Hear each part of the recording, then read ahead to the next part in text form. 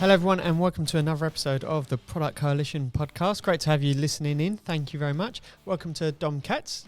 Thank you for having me, Jay. Looking forward to this session. Today we're going to be talking about product ops, quite a trendy term that's getting thrown around in the product space. So looking forward to chatting through that with you, Dom. Before we get started, big shout out and thank you to Brainmates, the location sponsor for this Sydney-based podcast series. Brainmates is a product management training and consulting team based in Australia, New Zealand and Denver in the USA. Find out more about Brainmates' 3-day course for product folks on the 9th of December in Denver at brainmates.com.au. If you just discovered the Product Coalition, welcome. We're a global product management community that started out as a publication at productcoalition.com back in 2014. Since then, we've also grown a Slack community of over 5,000 product managers that's free to join if you want to grab an invite at productcoalition.com. If you'd like to watch this podcast of me and Dom, visit YouTube and search Product Coalition. Product Coalition is 100% funded by community support. So if you'd like to support the podcast, the publication or the Slack community, you can buy me a coffee at buymeacoffee.com/productco. Dom, welcome. Thank you, Jay. Great to have you here. To be here. Looking forward to chatting all things product ops over the next half hour or so. But before we do, everyone has to go through the Sydney pub quiz experience as a guest of the Sydney series. So got some good Sydney questions. Dom, how long have you lived in Sydney now? About 7 years. 7 years Sydney's been home? Okay, all right. Well, let's test how much you've known about your new home. Okay. The beautiful Sydney Opera House down on the water behind us is world renowned. But how many events per year are held at the Sydney Opera House? Oh, that's probably a whole lot more than you'd think. Like 2,000 events? Not bad. 3,000. Oh, right. Okay. 3,000 events and 200,000 people a year take a guided tour. And I need to be one of those people while I'm in Sydney because I've only ever seen it from the outside. Well, in fact, in the last 7 years, have you done a guided tour of the inside of the Opera House? Not a guided tour, but I've been in there to watch something, that's pretty good. Yeah. What did you watch? Just a comedy show. Like nothing fancy, no opera or something. Just a. Didn't take advantage of the full acoustic experience. Not quite, but it's an amazing experience to even been there. Brilliant. Okay. Next up, we've got in 1991, 1 and 2 cent coins were phased out of the currency system here in Australia. What were they melted down and used for? I have no idea. What could that be? 2000 Olympics as bronze medals. All right. There you go. It's good use. And so, 30 years of no 1 and 2 cent coins, which I do like. I wish we had the same in England with our pennies. Okay, lastly, who in 1973 opened the Sydney Opera House? Sorry. That's right. I'm not the Prime Minister then? Prime Minister's boss? The Queen? Yes. Wow. She made the visit in 1973. Come on over. And she's visited 4 times since, but I doubt she was at your comedy show. Probably not. All good. Dom, being a Sydney sider, what's your favourite spot by the water? That's got to be Parsley Bay. It's a really, really nice little harbour beach in the eastern suburbs of Sydney. And it's beautiful because we have 3 little kids and it's quite calm. It has a beautiful beach itself, but then a kiosk and a playground and a nice shady area. And there's a little bridge on top of the water. Like it's beautiful, like many happy memories over there. Lovely. Okay, thank you. And which direction from the city is that for people listening around the world? Eastern suburbs. Eastern suburbs. East. Okay, yep. Fantastic. And in Sydney, is there a favourite meetup or event, conference that you enjoy? Yeah, I think I definitely spent more time on meetups and events, but I've been recently invited to Product Tank meetup, which is awesome. There's a really good lineup of speakers regularly and really good crowd, and I can only recommend anyone being in the Sydney community or visiting the Sydney community to go to Product Tank. Awesome. Brilliant. Thank you very much. Dom, before we jump into the world of product ops, what's been your career path that's got you, I suppose, from Germany to Australia and everything in between to get you into product. Yeah, it's been quite a journey to get to the point now. But I've been a management consultant all my life before this current role. Starting off in the Netherlands at a management consultancy, and it's a typical BA, project manager, change management type role, and I got the chance to come over with the company to Australia. The one sort of defining experience I had with the consultancy was to be part of they call it accelerated solutions environment, but it's a massive workshop environment where they do real facilitation, really strategic, big workshops and big sessions and I got the chance to sort of see the masters at work, real facilitations, and it's very different to just you run a workshop and you facilitate. They're really skilled at that space, and they're specifically skilled in creating collaboration environment and really getting who is in there from 0 to 100 really quickly. They think about every single thing that you might sort of encounter in a workshop environment. So that's been a vastly shaping experience for me. And then with being stuck on one of these massive waterfall projects, I got connected to Sarah Atkinson, who was the co-founder of a boutique agile transformation consultancy at the time. And we caught up, and she showed me around the sort of the workspace and basically introduced me to all that is agile. And I felt like I've seen the light. And I've always had the feeling that there must be a better way to run these projects, right? Yep. But having heard talk through some of the principles and the values that she lives through, I just couldn't help but think like, oh my God, like this is where I need to be. And I still remember a phone call with her where I actively tried to convince her not to hire me because I had no prior experience. I wasn't qualified officially or certified in anything. And she said, we needed somebody who understands sort of people and facilitation and how to create workshops, and our values and principles are aligned, so you'll be fine. It's like, are you sure? Because I'm, and she hired me, and she'll always have a really soft spot in my heart for doing that. Brilliant. And then being at the consultancy within sort of the agile space, I think that the two defining experiences there were really being part of the digital transformation office at the time, which is a government agency created to disrupt government and introduce sort of digital services, really the frequently used services. And what they were awesome at was to really create fully cross-functional teams, which means having user researchers in there and content designers and front-end, back-end, product people, delivery people, like all being really, really close together. And I learned the value of actual user research, like real discovery work, which I don't think many organizations really value, or it's something that sort of happens, in the research space somewhere hidden away. Separately, right, okay. Yeah. So that was vastly educational. And then because it's consultancy, we also got into things like HR and agile HR, and how does a massive HR team look at their ways of working and try to improve using some of the same principles, just pragmatically applied, if you will. And then I got to SiteMinder, where I am now. Brilliant. Yeah. So coming into SiteMinder has also been coming into the world of product ops, as it's defining itself sort of in the recent years. It sort of come to light as a role or a set of responsibilities that need looking at, and I suppose has been wrapped up with this product ops almost job title in some organisations.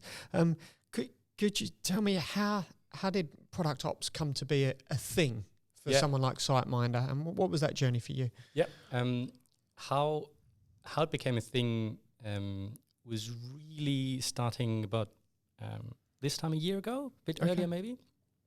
And SiteMinder was preparing to scale, like really big growth ambitions. And sorry, Dom, do you want to just share a little bit about SiteMinder's value? Yes. So SiteMinder is a global guest acquisition platform. And what that means is essentially helping hoteliers or liberate hoteliers to allow them to focus on what they do best, which is caring for their guests, right? So we do a whole bunch of things and have a whole bunch of products that allow them to get people in there and into their hotels and make the best possible experience for their guests. Okay. There's a whole bunch of products that sit around it, but that's really the core. Okay. And our core customers are hoteliers. But they have really strong growth ambitions. They're essentially a global tech company, right? And being here in the Rocks in Sydney, they were preparing to scale, really ambitious, and they looked at their ways of working and they went, well, we're trying so hard to produce value to other customers and within the business, but we can't really seem to reach our potential with everything that we could be doing. And they were engaging the consultancy that I was at the time to do some research and help with their ways of working. And there are a couple of answers to that question of why you don't reach the potential, though you're trying so hard, right? And I think that the short answer is that sometimes when you're trying your hardest, you're actually at your worst. You know, you get so stuck into it and you're so motivated and just go that you don't take a step back to actually see and look how to improve things and how things are actually going. That's a short answer. The slightly longer answer is that we're doing some research with the product teams that were there and with everyone sort of sitting outside of the actual product organization. So sales and support and marketing and partnerships and everyone that, you know, has a stake in the product being successful. And what we found there was that there are a whole bunch of challenges that, you know, some are skills and individual based, some are on a team level, and some are just organizational structural challenges. And we set about solving them. What it came down to is that there are a couple of questions that the teams couldn't really answer consistently. Right. Basic questions like, why are we even doing this? Like, what's the strategy behind what we're building? Who is the user? What's the user need? What's the actual priority? When will we deliver what? Right. The question that everyone wants the answer to. Have we communicated the change to our customers, to our stakeholders, to our internal staff? And then, is it being used? Is it successful? What are we learning by it being out there? And how does that inform our roadmap going forward? Fantastic. So that's sort of the basis of the challenge that SiteMinder tried to tackle. Okay. And about half a year, 9 months later, they went, okay, we're using the... Apologies. We are now using the ways of working framework that we created sort of as a response to all those challenges. Not a problem. Okay, now we're ready for the next step, and I think that's when we try to think about, well, how do we call that? How do we call a function that looks at product delivery end to end, and how to make that more effective? And product operations felt right. Okay. That's where the term came from, and I was glad enough to be part of that journey. Okay. For me, just to summarize like that into two parts, it's around bringing clarity to the vision, the purpose, and the product management function, but also integrity to the delivery quality, the cycles, the throughput of delivery as well. I can see why your background in facilitation makes you so well suited for this, being able to respect the different types of minds in a room with those back in your day of bringing together, you know, massive workshops on transformations of work. But on a day-to-day basis, what are the types of pillars that are driving your decisions of what you focus on, what you don't focus on, and how you're measuring how you're creating value for the business? Yep. That's a really good question. There's a whole bunch of stuff in there. So the pillars that we try to structure our work around is basically you can think about it as a 3-pronged Venn diagram with product, engineering, and the rest of the business. For sort of the product folk, what we mainly work with on a day-to-day basis is how do we prioritize our work? how do we bring the strategy closer to the actual team and being really sort of able to ladder up why we're doing these things. How do we prepare for roadmaps? What does that even look like? How do we present and talk to it? And also people. Now, how do we onboard people and get them ramp up really quickly and giving them the tools that they need? For the overlap between product and engineering, what we really aim for is drive collaboration between those terms. And for that, we have our ways of working framework, which we lovingly call RODA, right? Which is essentially research, design, development, and evaluate. Okay. Being so close to the harbour, here in Sydney, there's a really nice analogy with having a RODA, which, if you look up the definition, is allowing you to go really fast while maintaining stability. Right, okay. Which is sort of the thing that we're driving towards. We want to enable our teams to go fast, but not just completely off the rails. We want to still move towards our vision, if you will. So that's been a huge part of our work to really look at, well, what's involved in even having an idea? Where do ideas come from? How do we fall in love with the product, with the problem, rather than driving towards a solution and introducing a lot of that language? Right. Okay. Could you talk to me about how you identify a win then in the products ops space? What's a good way of going, you know what, product ops is really working for us, and we can see and feel the change. How have you identified that? Sorry, not a problem. So how do we go about identifying the value and really measuring success? Is currently really the measure of success is, are we solving problems? Are we removing impediments for the team? And that can be on an individual basis, on a team basis, or on an organizational level. There's one example where one of the big problems and a strategy-induced problem where suddenly we introduce a whole bunch of dependencies across all product teams. So one of the things that we did in order to tackle that problem was to come together and do some big room planning. Right. So all of the product teams sharing their priorities, sharing their perceived dependencies, and sort of mapping it out on a timeline to see, well, what are we actually working with? What do other teams expect of us?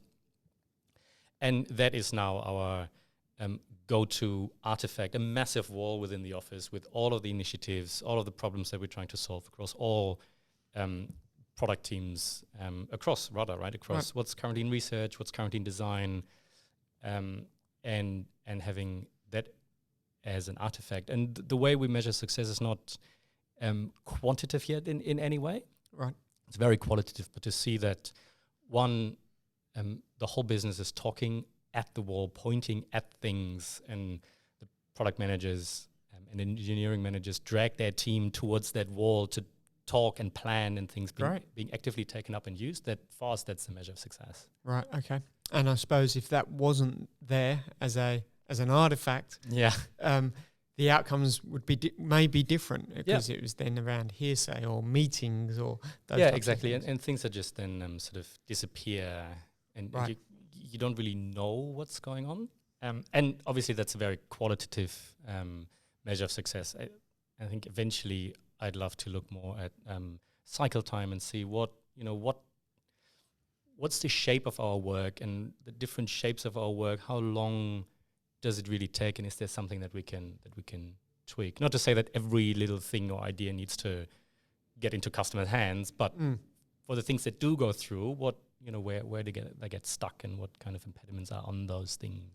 It certainly feels and sounds like there's some maximisation in terms of product ops here. It's around the maximisation of everything else we invest in. Yeah. Product ops gets us more out of those investments. Would that be a right type of analogy? Yeah, and that's a really good way to frame it. And I really like how Atlassian's Dom Price talks about the difference between growing and scaling. And the way he talks about that is he says growing is just adding people. It's just doing more because you do more with people. You add people to what you already have, and that's why you can do more. Versus scaling is really solving problems to enable the people that you have to do more.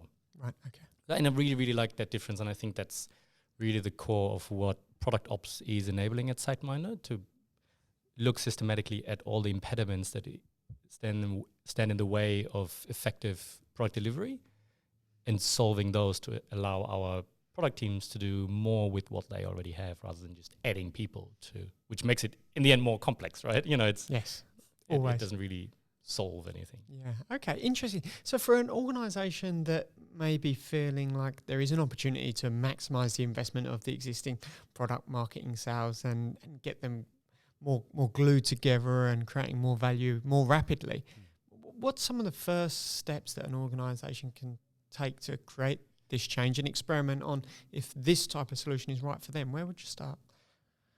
I think the first starting point has to be the acknowledgement that you could do things more effective.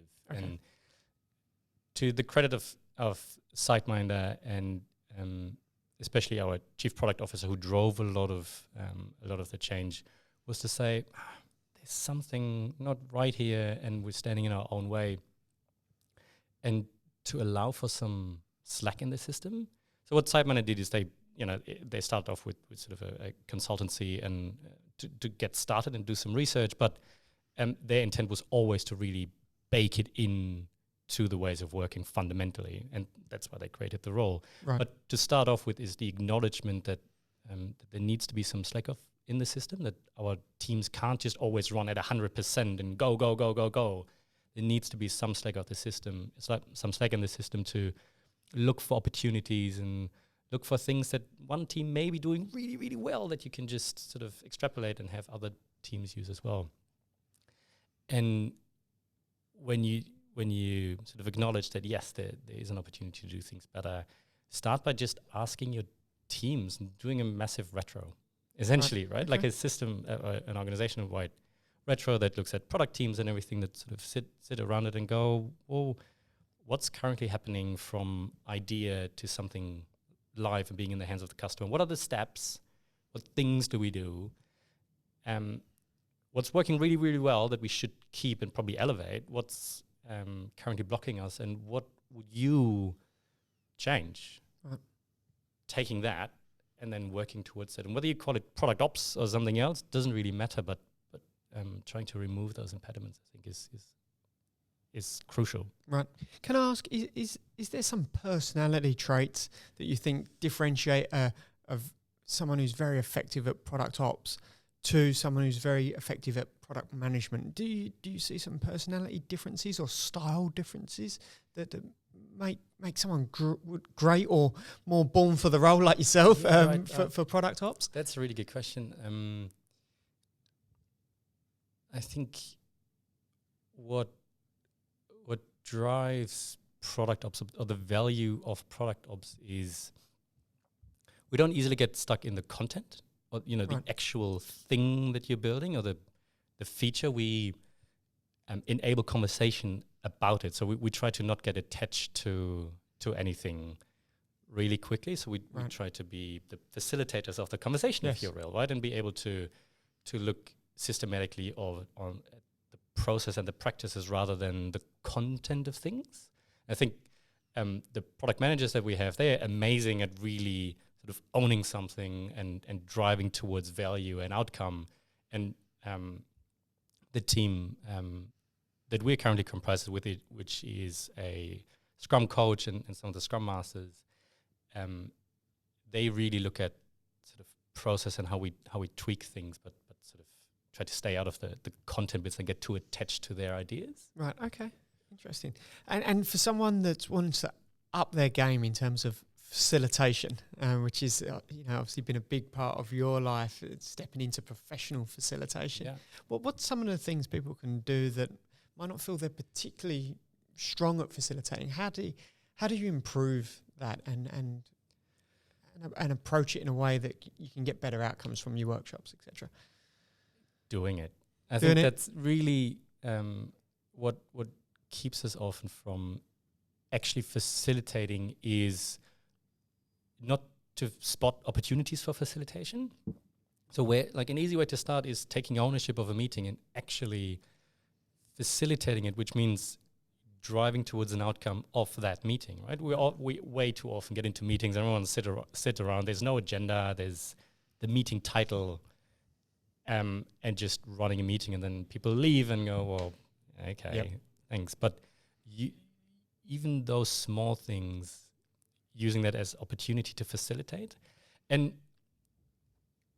people often assume that facilitation is sort of, front of room, leading a conversation towards the room, but actually the real facilitation happens way before. Like, it's all the preparation and thinking about who needs to be there, what are we talking about, what's the agenda, like how do we get to the outcome, like what are the steps, where are people at, and how do we get them into a different mindset. That's all facilitation. I think there's heaps of opportunity if you look for that.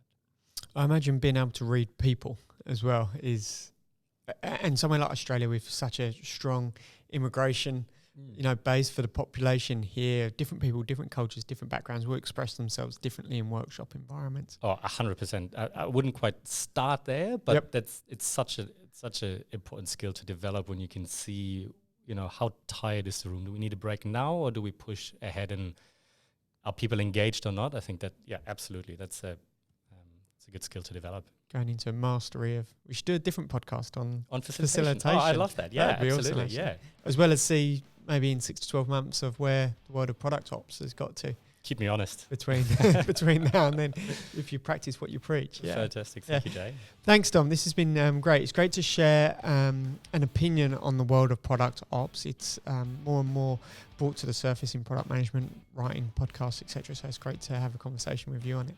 Thank you. Thank you for Brainmates for hosting us today in this Sydney-based podcast series. Thank you all for listening to another episode of the Product Coalition, and I look forward to bringing another guest to you next week. Thanks very much. Thank you for having me, Jay. Pleasure.